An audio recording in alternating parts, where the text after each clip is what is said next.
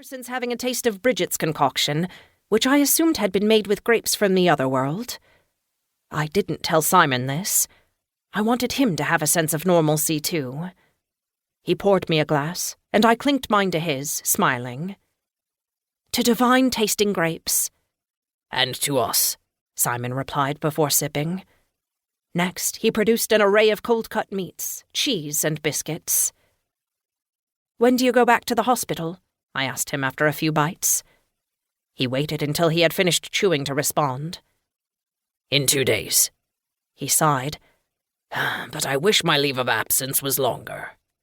He followed this with a chuckle.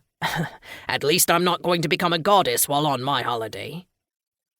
I flashed him a wry grin as he referenced the time he had given me a leave of absence due to being overworked during a worldwide pandemic. I had come back with the Way of Kings and a shitload of questions about my future. Now I was more secure. As long as I think about Simon and not Cernunnos, I thought.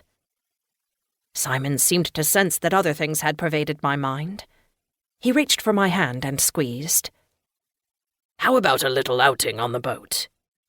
My brows furrowed. We don't have a boat. He pointed to the pond in front of us. A little way down the bank was a newly built dock to which was tied a boat for paddling about. When the hell did that get there? I asked. Simon laughed. Teg and I built it last week and bought the boat shortly after. He, Hidia, and Ajit took it out first, so we won't get the first ride. My eyes glittered. How was a little boat ride so exciting to me? I got to my feet. Well, what are we waiting for? Simon followed me to the dock and waited as I untied it and got in. It was about the size of a gondola and had one long oar.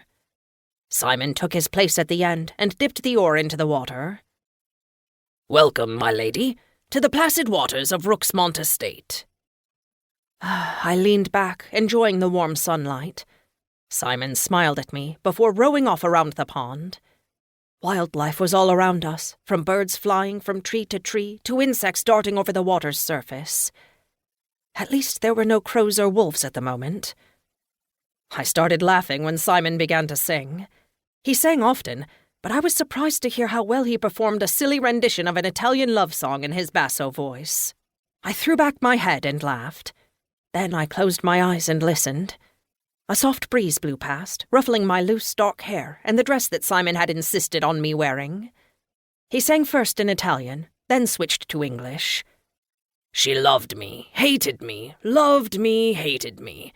She was against me. I wasn't yet her boyfriend, and she was already suffering for me. And to make me jealous that night, along the sea, she came with you. I opened my eyes as Simon reached the final verse. Just as I lifted my head, I felt a strong kick beneath the boat. Whoa! Simon called as he lost his balance at the stern. I scrambled to my feet and reached out to steady him. The boat was still rocking from whatever had hit us from underneath. Reaching out to help Simon resulted in us tipping the boat over.